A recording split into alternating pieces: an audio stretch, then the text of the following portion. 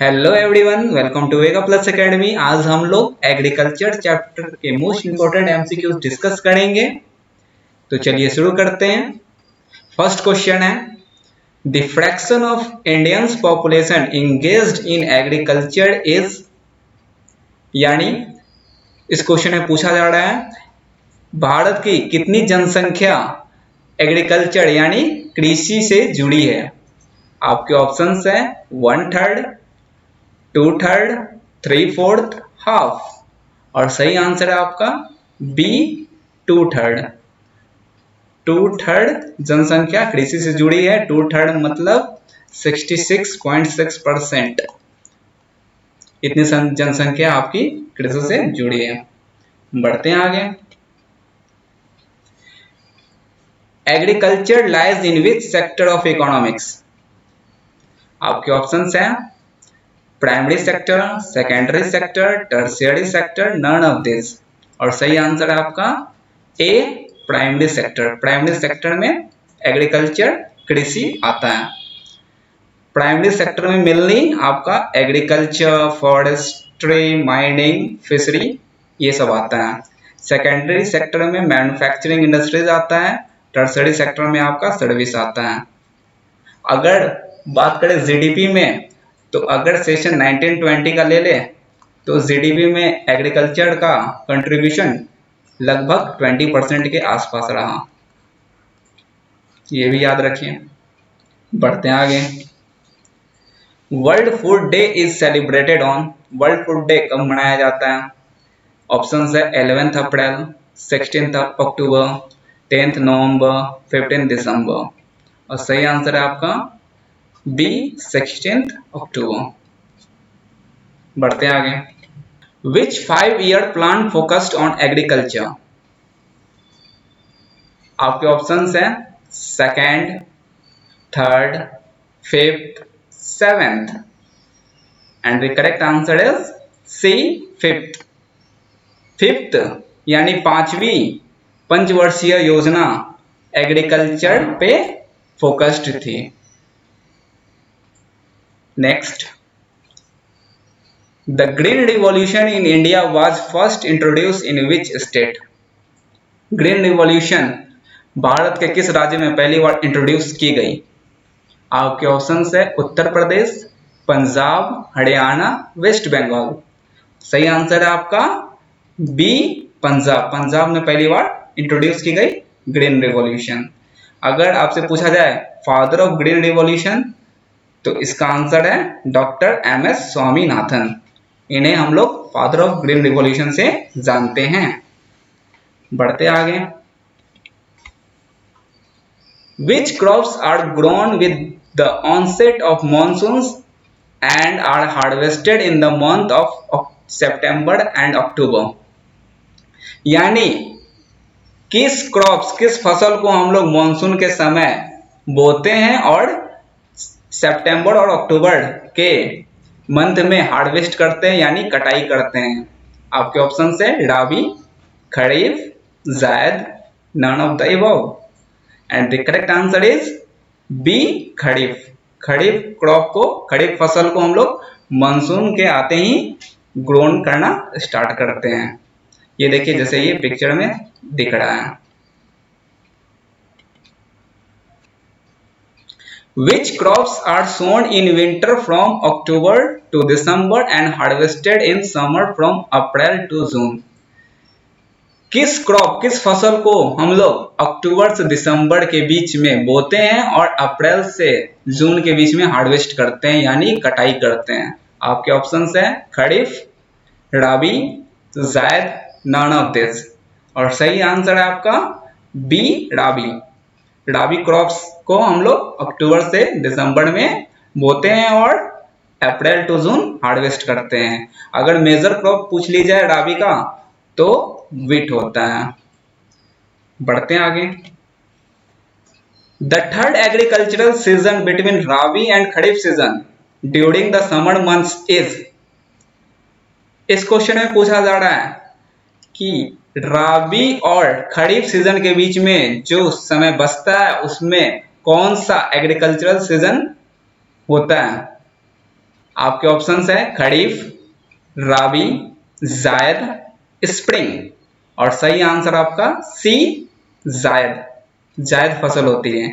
अगर बात कर ली जाए खरीफ की, तो ये आपका जनरली मई या जून से स्टार्ट होता है। इसे ग्रोन करना स्टार्ट करते हैं और सितंबर अक्टूबर में इसका हार्वेस्ट करते हैं। और अक्टूबर टू दिसंबर राबी क्रॉप्स को ग्रोन करना स्टार्ट करते हैं और इसे अप्रैल में इसे हार्वेस्ट करना स्टार्ट कर देते हैं। और अप्रैल मई जून, अप्रैल में ये वाली सीजन आपका जायद का होता है। और जनरली इसमें फ्रूट्स और वेजिटेबल ही उगाया जाता है। बढ़ते हैं आगे। Which of the following is an example of kharif crops? Kharif फसल की एग्जाम्पल क्या है?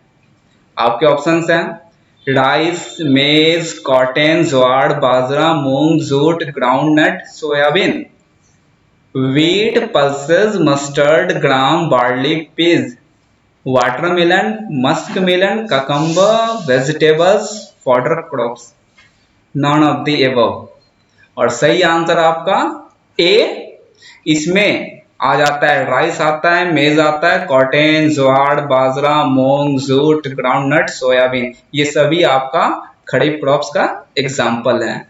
अगर सेकंड बी ऑप्शन देखूं, wheat, pulses, mustard, gram, barley, peas, ये आपका राबी क्रॉप्स का एग्जाम्पल है।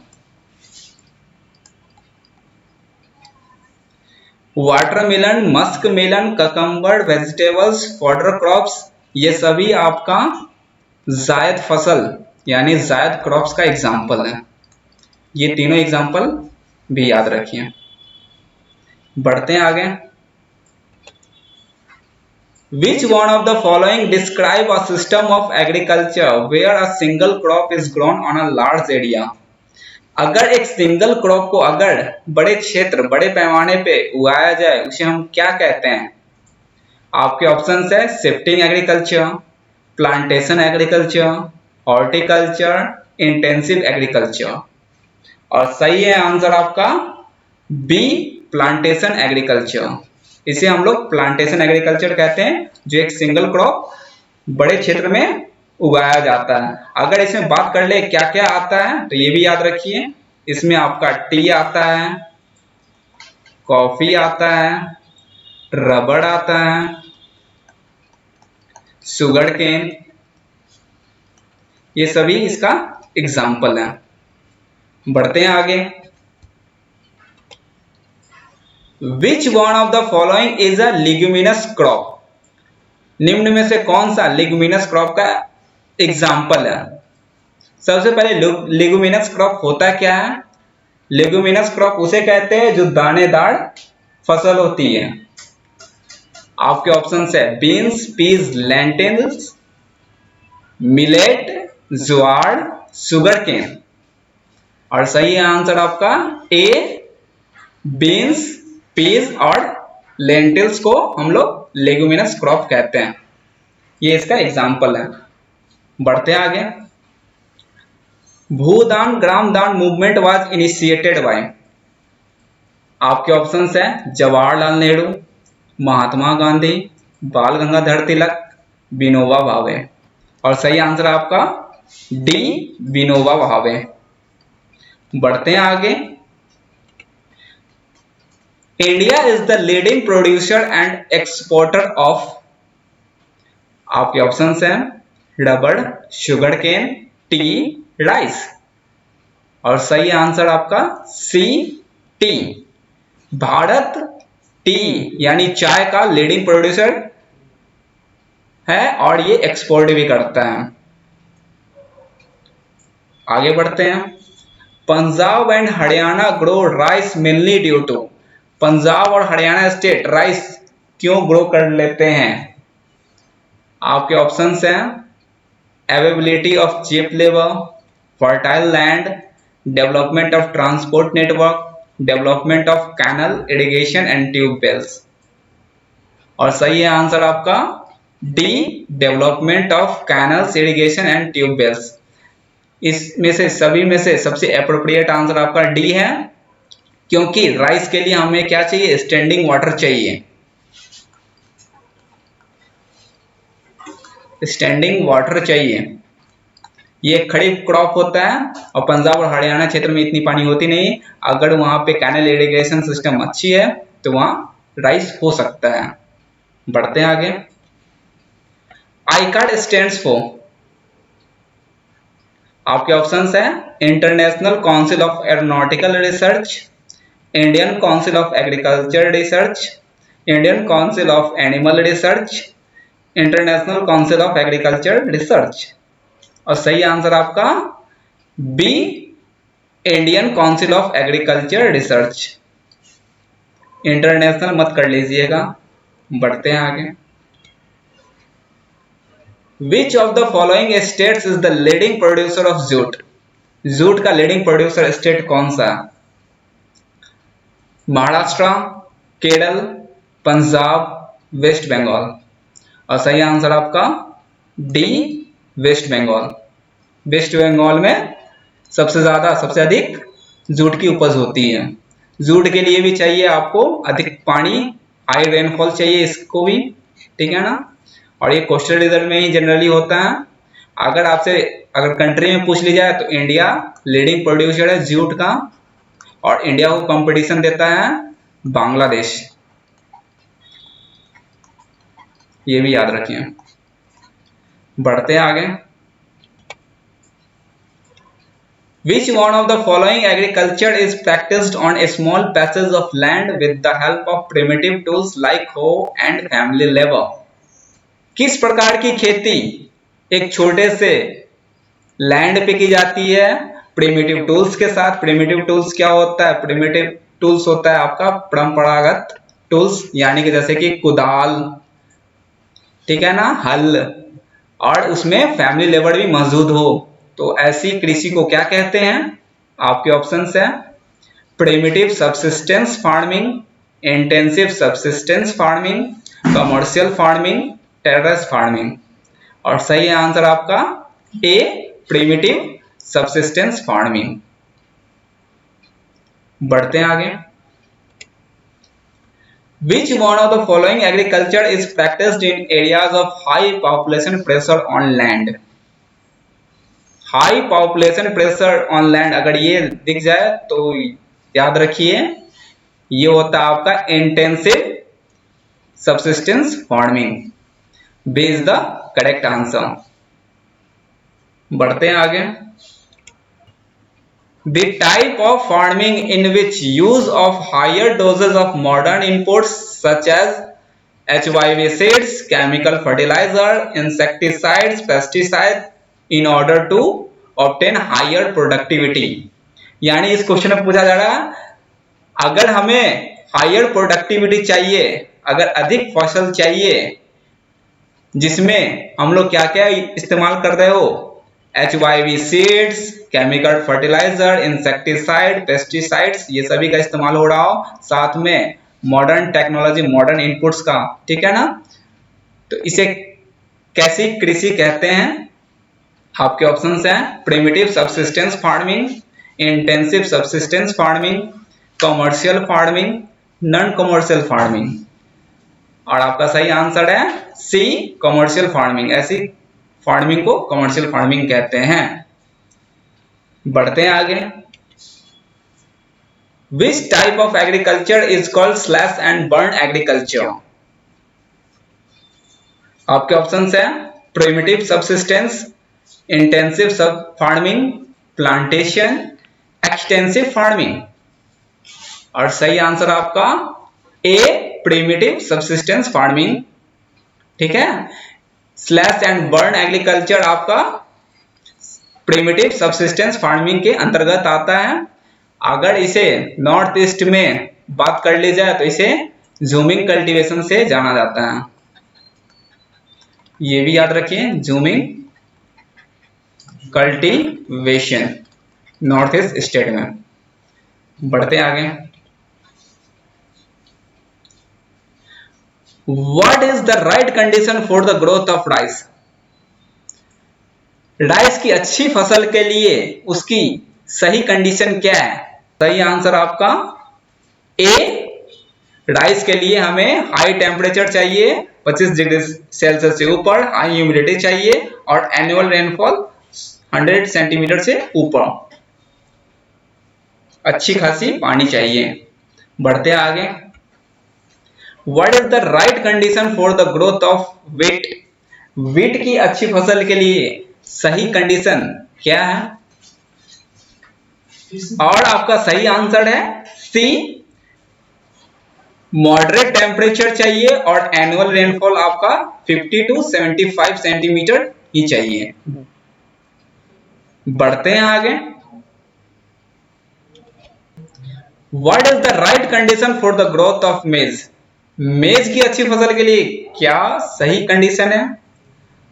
और सही आंसर आपका A, temperature between 21 degree Celsius to 27 degree Celsius and old alluvial soil.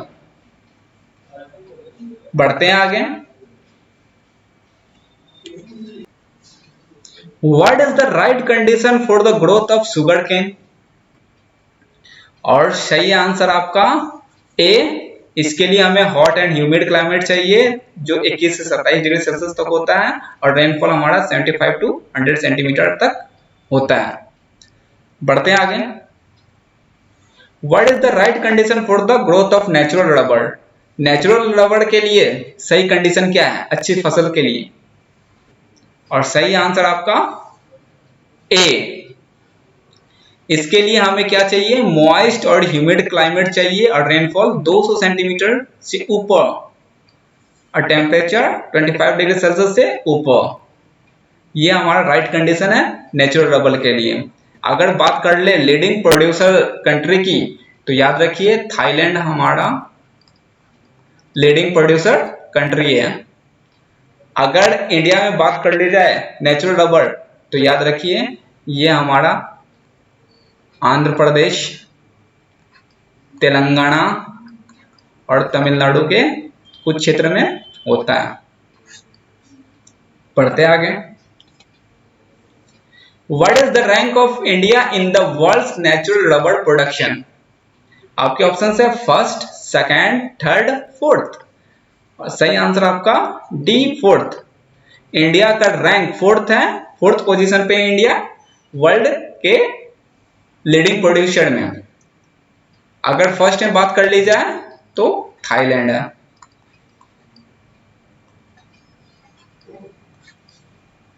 बढ़ते हैं आगे। The example of millets are? Millets की एग्जाम्पल क्या है?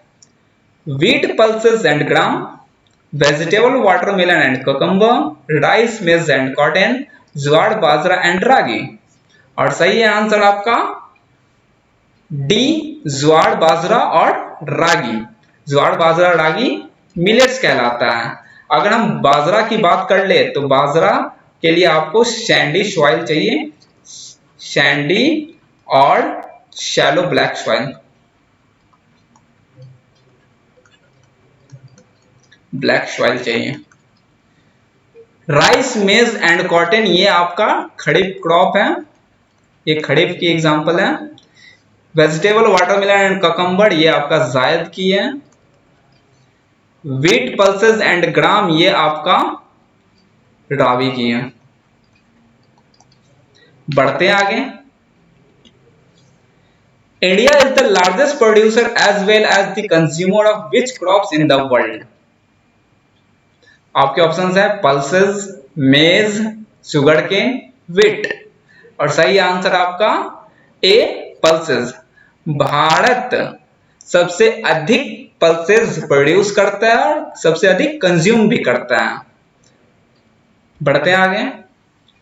विच one of the following is not true for pulses? आपके ऑप्शंस हैं pulses are grown in both rabi and kharif season. ये तो सही बात है, ये राबी और खरीफ दोनों सीजन में बोई जाती है।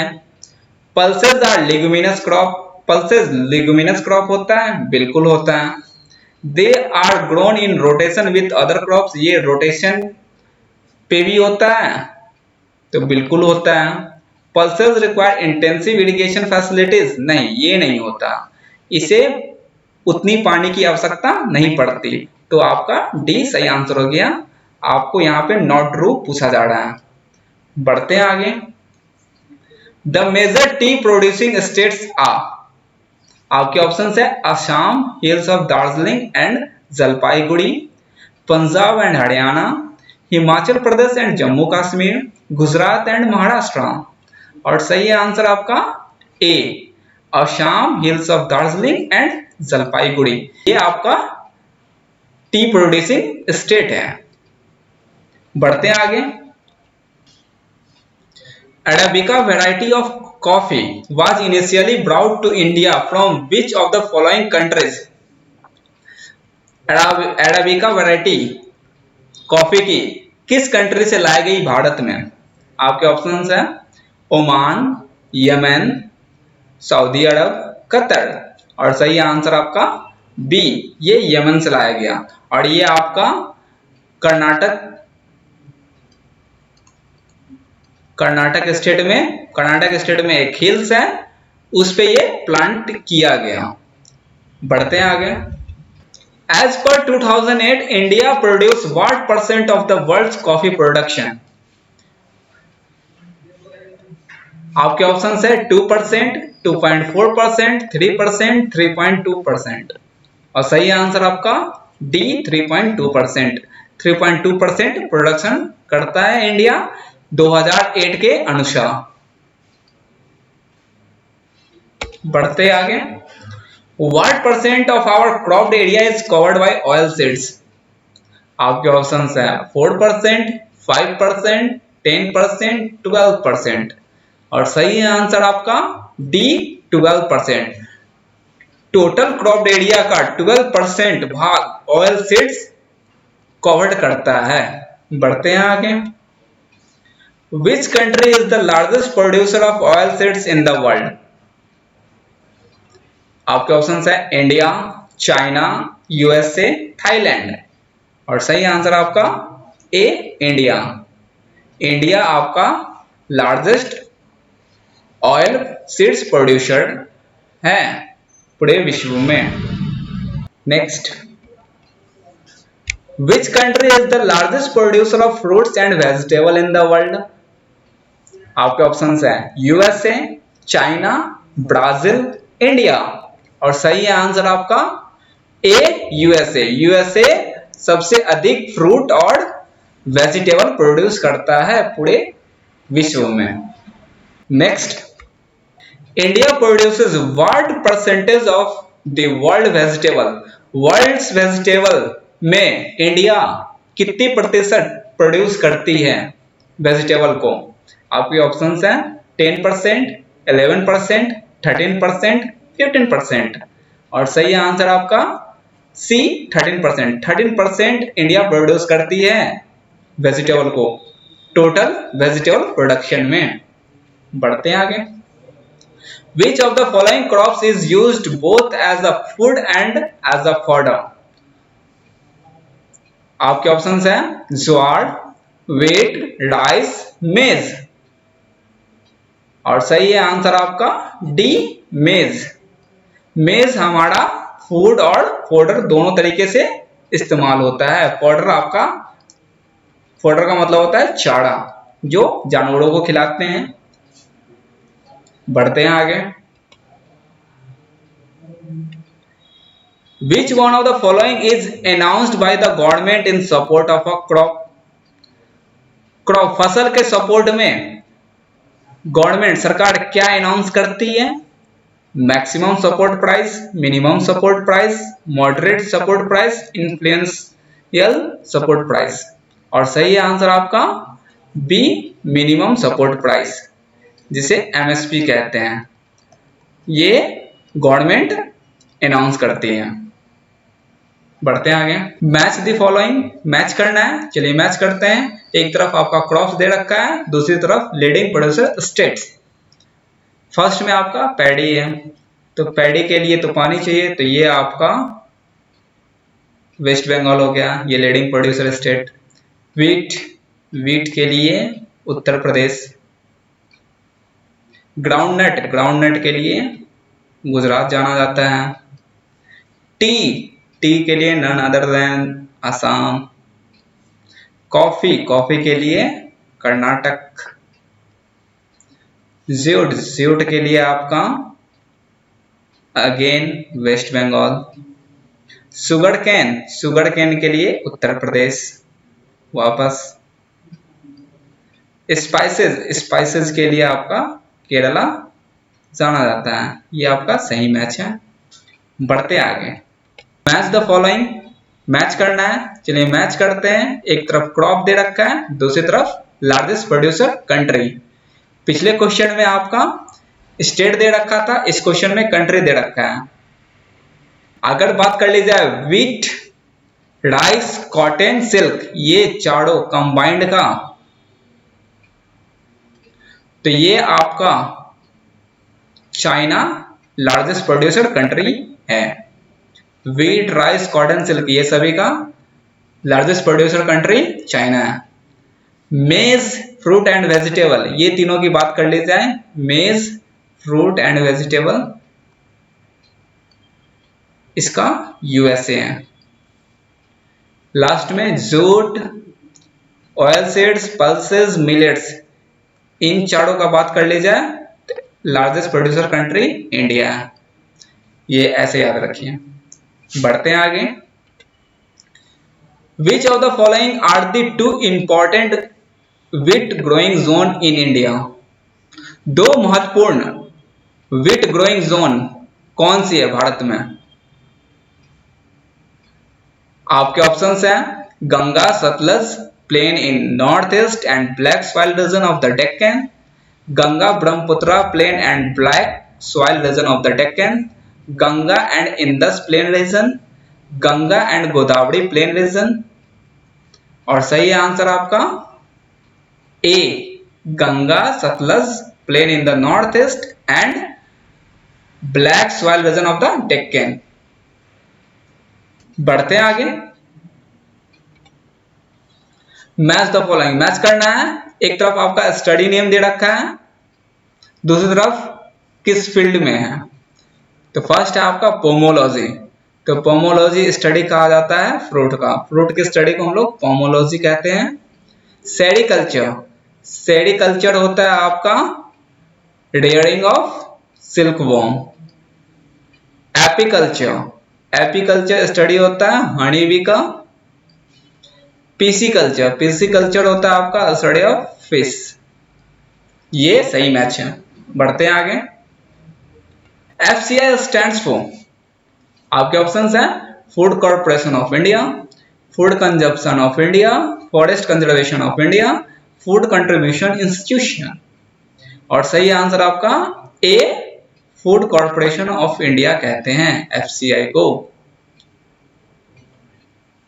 और हिंदी में भारतीय खाद्य निगम, ये इसका लोगो है। Next, which is responsible for procuring and stocking of food grains? यानी फूड ग्रेन्स अनाज की प्रोक्योरिंग यानी कि खरीद, बिक्री और स्टॉकिंग के लिए कौन रिस्पॉन्सिबल है? आपके ऑप्शंस हैं FCI, PDS, MSP, FAO। तो सही है आंसर आपका ए, FCI। FCI food corporation of India procuring और स्टॉकिंग करता है फूड ग्रेन्स को। अगर PDS की बात कर ले तो इसका फुल फॉर्म होता है आपका पब्लिक डिस्ट्रीब्यूशन सिस्टम। MSP का होता है मिनिमम सपोर्ट प्राइस, और FAO का होता है फूड एंड एग्रीकल्चर ऑर्गेनाइजेशन। ये भी याद रखिए साथ में। बढ़ते हैं आगे। Which program provides food grains and other essential commodities at subsidized price in rural and urban areas? यानी रूरल ग्रामीण क्षेत्र या शहरी क्षेत्र में फूड ग्रेन्स अनाज या अदर कॉमोडिटीज को सब्सिडाइज प्राइस में किस प्रोग्राम के तहत दिया जाता है? आपके ऑप्शंस है पीडीएस, एफसीआई, एमएसपी, एफएओ। और सही आंसर आपका ए PDS. Next, which entails ensuring food supply to people, especially those who are deprived of basic nutrition? कौन फूड सप्लाई करता है लोगों को, स्पेशली वे लोगों को जो बेसिक न्यूट्रिशन यानी कि मूल पोषण चाहिए, उन लोगों को कौन इंश्योर करवाता है फूड? आपके ऑप्शंस हैं फूड कॉर्पोरेशन ऑफ इंडिया, आइका, food security, public distribution system. और सही है आंसर आपका, इसे फूड सिक्योरिटी कहते हैं। सभी लोगों तक फूड पहुंचाना, स्पेशली उन लोगों को जो बेसिक न्यूट्रिशन से वंचित हैं। बढ़ते हैं आगे। Which are the two components of food security? Food security की दो कंपोनेंट कौन सी हैं? आपके ऑप्शंस हैं buffer stock and public distribution system, buffer stock and minimum support price, minimum support price and public distribution system, food corporation of India and public distribution system. और सही answer आपका ए buffer stock and public distribution system. ये आपका दो अंग है food security का। बढ़ते हैं आगे। What are the challenges faced by agriculture sector in India? Bharat में एग्रीकल्चर सेक्टर को क्या क्या चैलेंज फेस करना पड़ रहा है? आपके ऑप्शंस है small and fragmented land holdings, ये सही ऑप्शन है। पहले बड़े बड़े कट्टे बिघे में खेत हुआ करता था, अब छोटे छोटे हिस्सों में बट गया है। Mostly Indian agriculture is dependent on monsoon which is uncertain and unreliable, ये भी सही है। अभी भी इंडियन एग्रीकल्चर मॉनसून पे डिपेंड करती है, एक अच्छे से इरिगेशन सिस्टम भी नहीं है अभी भी, तो ये भी ऑप्शन सही हो जाता है। Indian farmers are facing a big challenge from international competition, भारतीय किसान है उसे इंटरनेशनल कंपटीशन भी मिल रहा, क्योंकि वे लोग लेटेस्ट टेक्नोलॉजी इस्तेमाल करते हैं। अभी इंडिया में प्रिमिटिव टूल्स ही इस्तेमाल हो रहा है, तो ये भी ऑप्शन सही है। लैक ऑफ मैकेनिज्म, टेक्नोलॉजी की कमी, तो ये भी सही ऑप्शन है। तो आपका आंसर हो गया E all of the above. बढ़ते हैं आगे। The headquarter of food and agriculture organization is in, food and agriculture organization FAO का हेडक्वार्टर कहाँ है? आपके ऑप्शंस हैं Rome, London, New York, the Hague. और सही आंसर आपका ए रोम, इटली। बढ़ते हैं आगे। मैच द फॉलोइंग, मैच करना है। एक तरफ आपका रिवॉल्यूशन दे रखा है, दूसरी तरफ किससे रिलेटेड है। तो फर्स्ट में आपका ग्रीन रिवॉल्यूशन दे रखा है, तो ग्रीन रिवॉल्यूशन आपका खेती से रिलेटेड है, तो ये हो गया एग्रीकल्चर। दूसरा में आपका ब्लू रिवॉल्यूशन दे रखा है, तो ये रिलेटेड है आपका फिश से। व्हाइट रिवॉल्यूशन ये आपका मिल्क से रिलेटेड है। सिल्वर रिवॉल्यूशन ये आपका एग से रिलेटेड है। येलो रिवॉल्यूशन ये आपका ऑयल सीड से है। गोल्डन रिवॉल्यूशन ये आपका हनी से रिलेटेड है। और गोल्डन फाइबर रिवॉल्यूशन ये आपका जूट से रिलेटेड है, तो ये सही मैच है। तो ऐसे ही इंफॉर्मेटिव वीडियोस के लिए बने रहे वेगा प्लस एकेडमी के साथ। तो इस वीडियो को लाइक कीजिए, शेयर कीजिए और चैनल को सब्सक्राइब करना ना भूलें। Thank you.